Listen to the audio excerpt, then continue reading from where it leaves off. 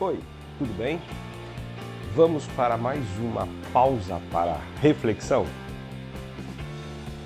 Aparelho de micro-ondas, raios-x, antibióticos. O que tem em comum? São descobertas do acaso, resultado de pesquisas feitas sobre outros assuntos, outros temas, e se chegou a este desenvolvimento. Afinal, o conhecimento precisa sempre ter utilidade? Fique comigo que vamos discutir sobre isto agora.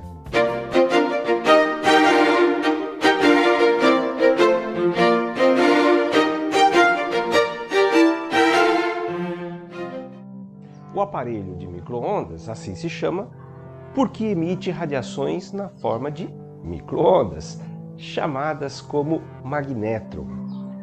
E não foram pensadas inicialmente essas micro-ondas para serem usadas na nossa cozinha.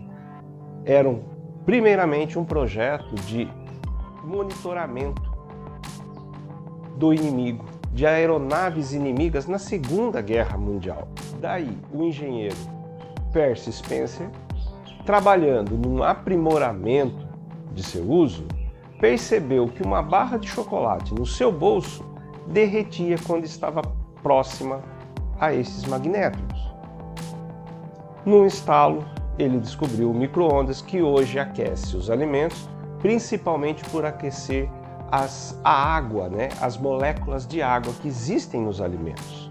Assim, um alimento que tenha apenas a água aquece um pouco menos do que o alimento que tenha água e sal. Por quê? Porque o sal gera na água uma dissociação iônica. E são conhecimentos que são descobertos ao acaso. Já os raios-x foram descobertos pelo físico alemão Wilhelm Röntgen. Estes raios são de alta radiação. Micro-ondas, frequência menor. Já os raios-x são de alta frequência, superior à radiação ultravioleta. E recebe esse nome, X, porque o seu pesquisador, que estava estudando os raios catódicos, não sabia de onde que vinham tais raios. Por isso, totalmente inesperado para ele, e principalmente qual que era a natureza desses raios. Não só ele descobriu os raios-x, como ganhou um prêmio Nobel por isto, coisa que nos beneficia desde então. Já a penicilina, o primeiro antibiótico de que se tenha conhecimento na história da humanidade, foi desenvolvida em 1928 pelo pesquisador Alexander Fleming.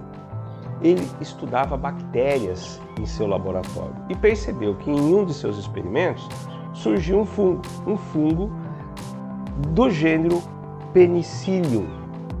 E alguma substância que este fungo liberava inibia o crescimento de bactérias, diminuindo a sua colônia.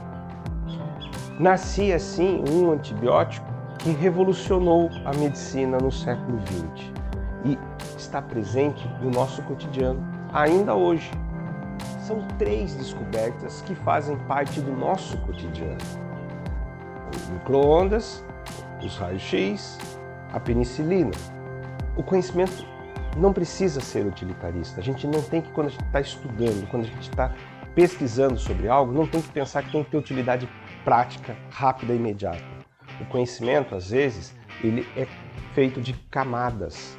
E estas camadas podem gerar conhecimentos indiretos, descobertas, pensamentos.